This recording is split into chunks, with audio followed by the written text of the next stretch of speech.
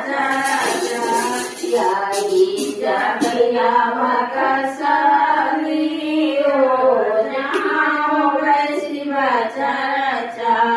याई जागया में शिव गुरु लगी याई जागया में शिव गुरु लगी संगवा में पार्वती मैया हो